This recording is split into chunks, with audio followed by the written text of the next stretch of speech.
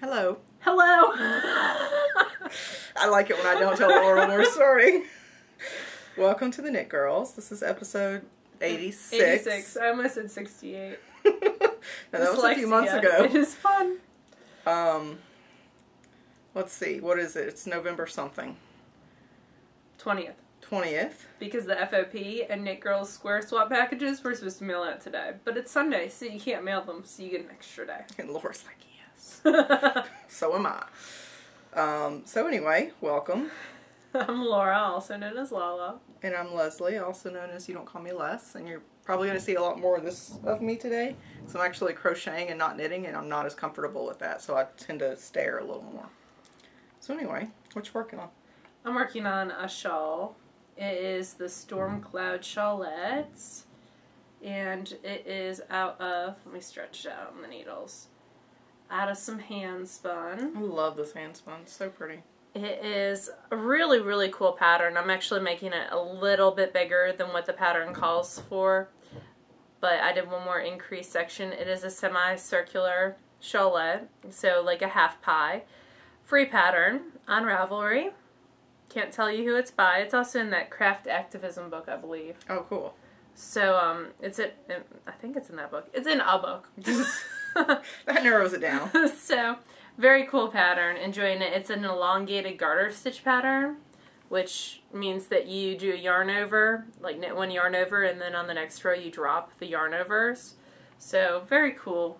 It's always satisfying to drop yarn overs like that. And Yep. I'm sorry if you can, Michael is downstairs building something. Who knows what for. So, I'm He's sorry. crafty. I'm sorry. So that's the first thing on my needles. And then the second thing on my needles is an N3's baby. It looks cardigan. strikingly similar to the last thing that you were knitting. Yes, but that one's done and this is the new one. And that one's gone to Julia, so I wish I could show it to y'all, but it's gone. But this is almost to the cap sleeves, and this is the newborn, well, 0 to 6 month size. So it's much smaller than the 4 to 5 size. So it's going quicker, more quickly. Yes. This was all knit at a CEU. So, pretty good. And that is on size 5.00 circulars. And the Storm Cloud Shawlette is on 7s, although the pattern calls for 8s. And that is 4.5 millimeters. Those are the only two things that got worked on at all this week. Pretty monogamous. Yep. You were busting out that sweater to get it done on time.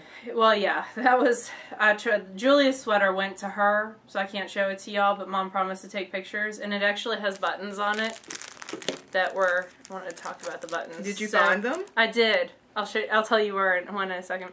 So, these very, very cute buttons from Tessa Ann, there were 6 of them, and each sweater takes 3. So the ones that are gone are purple, turquoise, and orange, and then Alice's sweater is going to have the yellow, green, and pink.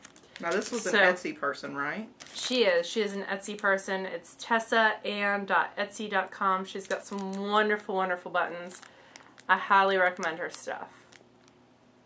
I might have been looking throughout her site. She's got a lot of different ones and a lot of cute, cute ones. So where did you find the buttons? Okay, so remember I had bought a bag to store my signature circulars in? Not a bag, but a case from Lexi Barnes. Oh yeah. And I got in that case and the buttons at the same time. And there's a back pocket to it, so I had put them in the back pocket of that case. Oh. So they were safe. They were safe from me. But, yeah, and, I'm saying a lot of ums today, but I found them there when I was looking for the needles for this project. So, it all worked out. And it was perfect timing because Mom was going to take all the stuff when she and Dad went to go visit my niece and my brother and my sister-in-law and my sister and my brother-in-law. So they're up in Philly right now. Having lots of Julia time. Yes, they went to a dog show yesterday. Cool. And picked out their next dog, which I can't tell you what it is because I can't remember. That's how involved I was in that conversation. But this is the dog that they're not getting for like 4 years or something. 3 or 4 years, yeah. But they were looking at different breeds. And my sister-in-law really enjoys going and looking at different dogs. And they have 3 awesome dogs, so they had a lot of fun. And they invited Becky and Matt, but they were busy playing Dungeons and Dragons. Oh, you have such an interesting family. They're lots of fun. I enjoy them lots. And there'll be one more on Friday. Oh, that is so this Friday, Alice comes wow. this Friday. So next week I'll get to show you all a picture of my brand new niece. So that's exciting. Fancy pants. I know. Okay, so I've only got 2 things that I worked on this week as well. Oh God, where did the first one go? Oh, here it is. Alright. So I'm working on the Bavarian Cable Socks by Wendy Johnson, and this is from her Toe Up Socks in a Box. Well, it may not be from that originally, but that's where this particular copy of the pattern came. And I'm using Woolmiza in the single malt colorway in the 80-20 blend. And I'm just at the part where I'm starting to turn the heel, and I was working on this yesterday when I was at Laura's and we were watching Toddlers and Tiaras. And we saw some chick from the town that I live in. It's a secret addiction, but not so secret now. Yeah. We should explain where that addiction came from. So, was it the first fling? The very first spring fling.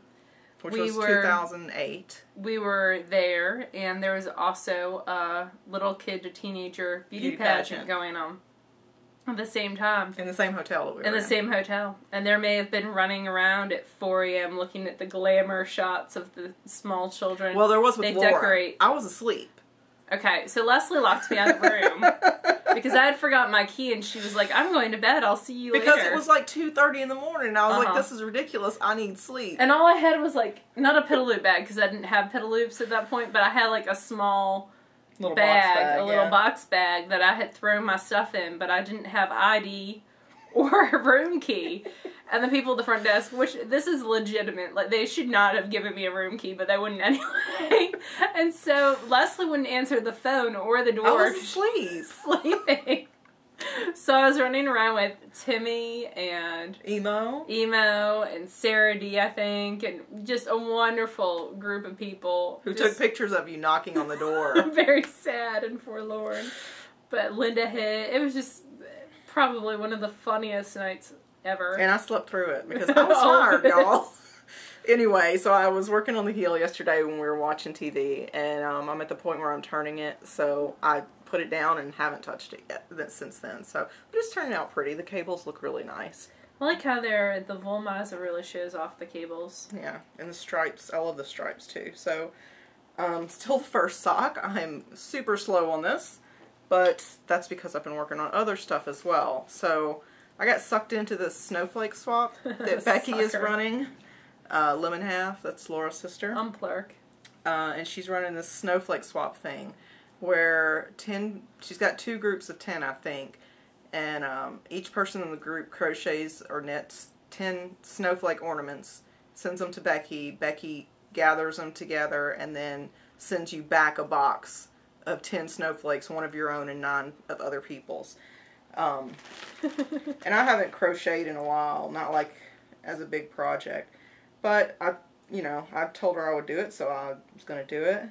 And I started on them last night, and I got 4 done last night. I got 1 done this morning, and I'm working on the 6th. So I've got 5 done. What pattern are you using? I'm using, thank you for asking, a Patton's pattern. It's a free pattern, and it's called Bells, Flakes, and Tree Skirt Edging. This is what it looks like. This is the flakes part of the Bells, Flakes. This is the one that I'm doing right here. Sorry, our lighting is still kind of weird. But in order to get that shape, you have to block it and stiffen it with cornstarch. So it just kind of looks like nothing right now, but once I stiffen it and pin it out, it'll... There's some large snowflakes. Yeah, they turned out a little bigger than I expected. But I didn't gauge swatch either, so whatever. They'll be huge snowflake ornaments. But yeah, so I've got 5 done. Actually, they're taking about an hour. The first one took about 2 hours, because I had to refresh myself on what all these abbreviations meant. And I'm working on the 6th one right now. So hopefully I'll have these done this week and I can send it out to Becky so that she can do whatever. I'm just using crochet cotton, Red Heart crochet cotton, because I don't really know. I wanted something that would stiffen well, and I think cotton That's supposed to be good to plow with. does that. So anyway, that's what I'm working on. Like if you plow with a commercial yarn, you can plow with crochet cotton. Oh, I didn't realize that. No. But those are kind of my FOs, but they're not really FOs because I have to stiffen them, so whatever. And weave in the ends. And weave in the ends. You're always down in my fun. I'm a fun killer. You are a fun killer. You have an FO though, right? I do. I have the Starving Artist from last week. It's done. I finished it this morning when I was watching the Baltimore Ravens beat Cincinnati Bengals, unfortunately. And it's done, and that's all there is to it. It is very happy and bright. Yep. And it was at a Gale's Art in maybe the gumball colorway. Yes, because it's the same colorway that I spun, but mine was in the silk blend. But yeah, it's the same colorway. A 2-ply, bulky weight, used almost all of it. Probably around 100 yards. Is this a gift or is this? It's a gift. Okay. So it will be mailed out this week after I block it. But, yep, that's that. That's my only FO. You have spinning, correct? I do. Do you not? I do. Okay. I can go first. You go first because Okay. I need to figure out where I'm at. Okay. So, I started spinning some alpaca merino. And this is a local farm. I can't tell you what local farm. We both got, I got some at the same time, but I've already spun it. I can't remember what it was. But looks kind of like that. And is it 80% merino or 80% alpaca? 80% alpaca, 20% merino. I'll show you what it looks like. Like that. And we bought it at Hank of Yarn. Yeah, it was $20 for 4 ounces. This was a couple of years ago. Yep. And I am going to spin 3 separate groups of singles and then 3-ply them together and probably do some kind of hat for some male in my family. So, it's a nice sky color. yeah, nice natural blend, spinning up well. Are the men in your family worth alpaca hats? Sure. Why not? I don't know. Because And the men in my family would put them in the dryer. Well, I'll make sure they don't by fussing at them repeatedly. And then I also finished the loop bat. I really like the way that looks. You can't really see the gradient on it. Well, you can if I undo it, probably. It has not, it was finished this morning, so it hasn't gotten its thwack or anything. But there's 3 different shades of purple in there. And a lot of aluminum, which makes it super sparkly. There's a lot of aluminum in that. I ended up Navajo plying it because the more I thought about it, I really wanted to keep the integrity of the gradient. So I'm not certain what I'm going to make out of it. How many yards did you say you got? 166 of a worsted. So I don't know what I'm going to do with it. Ideas are welcome. Let it marinate for a little while. Yep, it's not super soft because of the aluminum, but it's definitely softer than I thought it was going to be. So, yep, there's that. And that's it for spinning this week for me. Okay. I love the little bags her packaging comes in. She's got great packaging. Yeah, she does have really good. So I just stuck my finished back in there. And it was the Tweedledee colorway. And I actually just wrote on there how much yardage I got, which is perfect. That was lots of fun to spin. So I finished my loop bat that Karen gave me, and I can't remember what the colorway was or anything because my dog ate it. He also, in the process of tearing it to pieces, felted lots of little pieces together, so it was kind of a bear to spin, which is not at all the fault of the loop person. It's the fault of my dog tearing it to pieces, so don't let that discourage you from getting your own. So I finished spinning it. It was like 3.5 ounces. Was it? It had some kind of candy name, like bubblegum or I'll just have to go back and watch the episode where we showed it, because that'll tell me how many ounces it was. But I think it was 3.5 ounces or something like that. So I spun it thin. I'm going to Navajo ply it. Can't really tell with the lighting if you can see it or not, but it's pretty full bobbin. I'm hoping to get 300, 350 yards once I ply it. But really with Navajo plying, you just don't know until you're done. Because you're dividing it by a third. Yeah, you're essentially cutting it by 2/3 because you're crocheting it onto itself, for lack of a better term. We're going to try to do a video to show. Let's see. And that's it for spinning. And we have a book review. We do.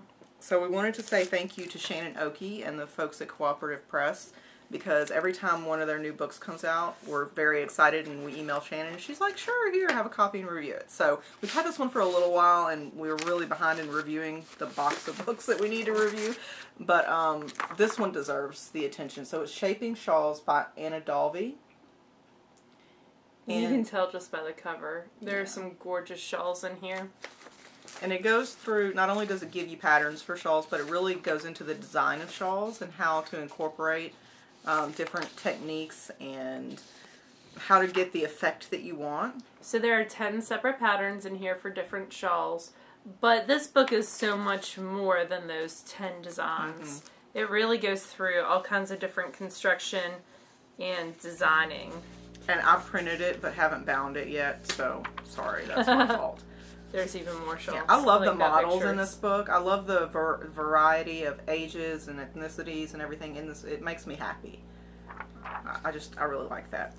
So it starts off with an introduction and lace design basics section, and it really goes through like how to calculate the delta, different things for shawl design, and stockinette versus garter based shawls, and all sorts of very cool things. So I'm trying not to get this out of order, but I'm probably failing completely. What Anna Dalvi calls the delta, and I don't know if this is specific to Anna Dalvi because I haven't read a whole lot of design books, but the number of stitches from the previous row and how many you've increased on the next row is what she calls the delta. So a lot of her pattern design schematics are based off of that number, the delta. So chapter 2 is rectangular shawls with no edging, and included in that we really liked was, I'm missing pictures. I think that was one of the rectangular shawls and with it no edging. Was the Priscilla Margarita Leaves shawl. Okay. See, we're all discombobulated. Yeah, it's just because I didn't bind the book. Yeah, I just ran out of time. And then no, that was the Priscilla, and then the Margarita Leaves is actually a triangular shawl, bottom up, which is section 3. Okay, that was the Margarita Leaves. I don't know, we don't have any of the Priscilla pictures. See, we're all discombobulated. Yes. But that's no fault of the book. That's our fault, like always. Yeah, this is the Magic Lanterns shawl. And then chapter 4 is triangular shawls, neck to edge. And I really liked this shawl, and Laura did as well. She liked that the open part was here at the top, then the heavier, denser lace was at the bottom, and I thought that was a cool way to kind of change it up just a little bit. And then chapter 5 is creating additional canvas space on triangular shawls for visual interest. Just as an example, there are some wonderful schematics in this book. And one of the ones that's talked about for this is the Mystic Roses shawl, which is right there. I love that model too, she's pretty. Lots of prettiness in here, and lots of close-up pictures. Here's another picture of that shawl. So just a brief little informational thing on Cooperative Press as a whole. Shannon Oakey developed her own, or created her own company to help publish the books that weren't necessarily big enough for the big publishers to produce, but there was still a demand for people to put out these books, even if they were a smaller base. So pretty much everything in Cooperative Press's collection you can either download as a PDF, or you can get a physical copy, or you can get both. Which I think is really cool, because for a lot of the densely charted patterns, I much prefer to have a digital copy so I can print it out and mark it up and do all that. So, and I love the idea of supporting the smaller designers as well. Other books that we've reviewed from Silk Road Socks. Yes, which is a wonderful book. By Hunter and Hunter Hammerson. We've got a really cool one that we're going to review soon that isn't published yet, so we can't talk about it. Let's see, what else have we reviewed by them? Do we do Knit Girls Guide? That's I don't think so. That's by Shannon Oki, yeah. What would Madame Defarge knit? I don't think we reviewed that one yet. But yeah, so there's a ton of great books in their collection. And there's a lot of crochet books in their collection that they're not all out yet, but they're in the process. So chapter 6 is variations on triangle shawls, which include shallow triangle shawls knit from the bottom up, shallow triangle shawls knit from side to side, and shallow triangles knit from neck to edge. I really like the side to side concept. A type shawl, which I like. There's another picture of that.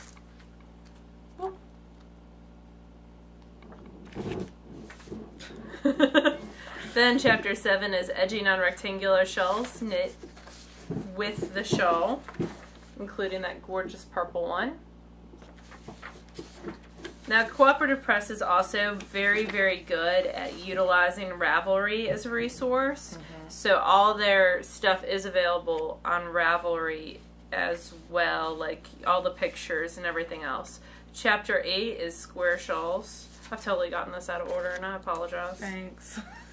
Including Mystic Air, which is that one. Yeah, that's really pretty. The only thing I wasn't crazy about that is the shawl's so dark and the background is dark, so it's a little harder to see. It's easier to see on the computer than it is in the printed paper. Yep.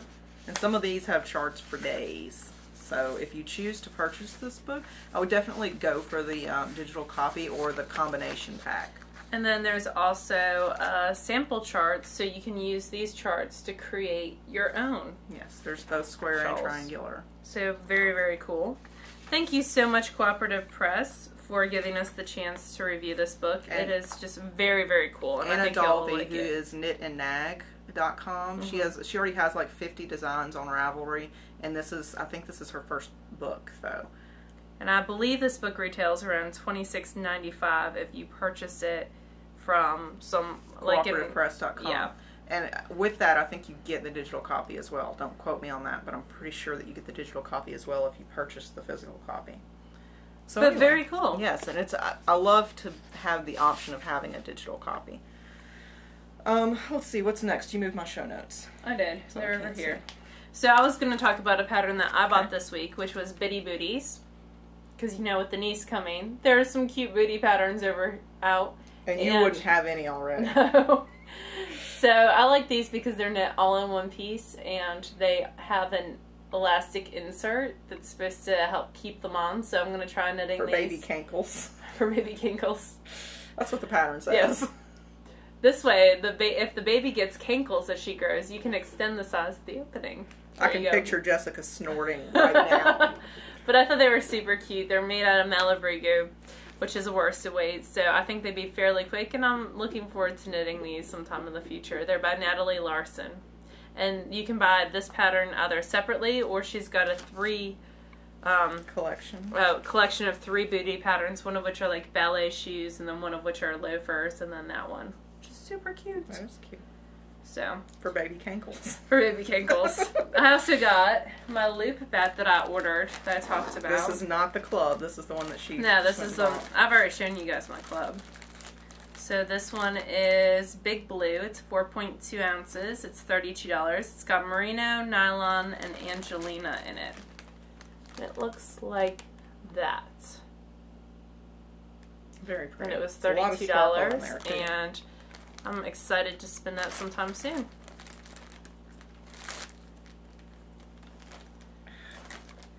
I love how she does her packaging. It's just so awesome.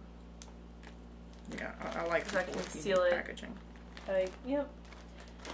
And then what else? You wanted to talk about Camp Kip. Yes. So my friend Jackie, who previously hosted the Kipping It Real podcast, now she's the host of a new one called Positively Overcommitted, because she's not doing exclusively knitting now, so she changed it. Her new one has like knitting, sewing, crafting, and general baking and other stuff. So anyhow, she hosts Camp Kip, which last year was the first year.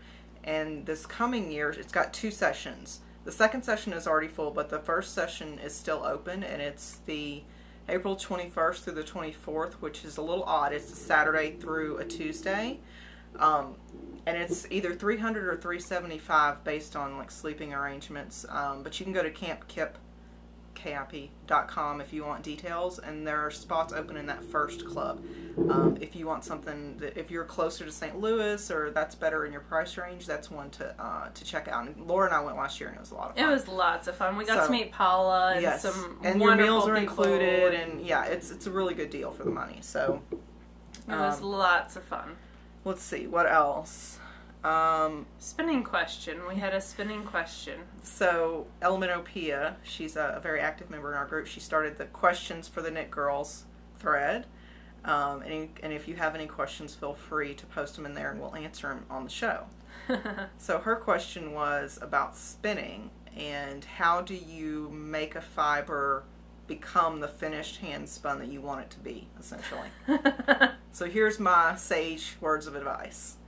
Don't go in with expectations at all, because you're just going to have them dashed unless you're Linz M or some other amazing spinner. I go in, I let the fiber tell me what it wants to be. I rarely take a fiber and say, hey, you're going to be this project. Mm-hmm. And when I do, it never works out. Exactly, and that's why. And it's because you can look at a fiber and it can be so beautiful with this specific color scheme that you decide you want it to be a 1-ply lace weight. But because of the texture of the fibers or the micron count or who knows, it wants the to setup be of your wheel a thick and thin yarn. Yeah. I mean, you just have to go in with no expectations and hope for the best. That's my opinion. And she also asked about yardage. How do you measure the yardage that you get? So we have two devices that we use to measure yardage. The first is the least expensive of the two, and it's a Nitty Naughty, and you can get them in PVC. You can get them in really fancy woods. This one we got from a local crafter, John D. He's local to the Memphis area, and it came in two sizes. I think this is a 1 yard, maybe a 2 yard. But anyway, the ends come off, and you can store it in your bag for easy travel. But essentially, you would wrap the yarn around this in a certain way, and I don't have any with me right now to show you, but you wrap it around in a certain way so that it touches each 4 of these points, and that's 1 yard or 2 yards based on. I think that's 2 yards. It might be.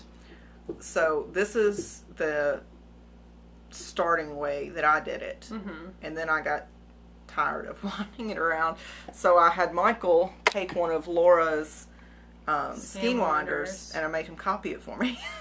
So with some improvements, because yours has a little storage box. Yeah, so this is a skein winder, and it's got these open dowel things here and these little rods where it's got a nut on the back to loosen it so you can move it. So you can make it either 1 yard, a half yard, 1 yard, or 2 yards. Yeah, so when it's fully extended, and if you measured around the outside of each one of these, it would be 2 full yards. So every time you go around one time, that's 2 yards. So you would just count how many times it goes around and then multiply it by 2, and that's how many yards you have. And if you ever have a question about how many yards something is around, you can take a cloth, like dress tape measure, and go around and see. So, and it sits on this. It sits on this axis here, and it spins, and it's not perfect because it's homemade. And then Michael added this little compartment in the bottom with a brick to keep it sitting still. See, I have to put my foot on mine because it doesn't have that. Most of them have like 4 little peg legs that they sit on the ground, but I keep little bits of yarn in here to want to tie off the skeins. So this was, I think this cost maybe $20 to make, but I also have a seriously crafty significant other. I purchased mine for around $100. Yeah. Now they do make them on Etsy and everywhere else. You can get them relatively inexpensive, but I just take advantage of the fact that I have a crafty significant other and he can make anything. And if seriously, the zombie apocalypse comes, he's the guy you want on your side. Let's see, what else? Oh, I got a package. I feel like I'm talking this whole episode. You should say some things. Hi. So I got my Knit Girl Swap package, and it's from Legal Girl on Ravelry. Oh, cool. She's from St. Louis. Yes, she is. I met her. And I feel like she sent me the cutest card. It's handmade. I can tell it's handmade. Oh, that's super cute. Hand stamped, and then it's got these little cutouts down here too. Isn't that cute? I love handcrafted stuff. So it's Allison is her real name. She sent me a very nice note. And she sent me stuff. And I like stuff. So she sent me a little soap sample, which is called reindeer poo. That is awesome. It actually smells pretty good. It's from Wolf Farms. And then she sent me this Just for Laughs magnet set, so you can make your own little jokes on the fridge. She thought that would be funny for Kobe. Oh, yeah. And she's correct, it probably will be. And she sent me some nail polish, and she sent me another little sampler from Wolf Farms. And this is in the Torrential Rain colorway, scent.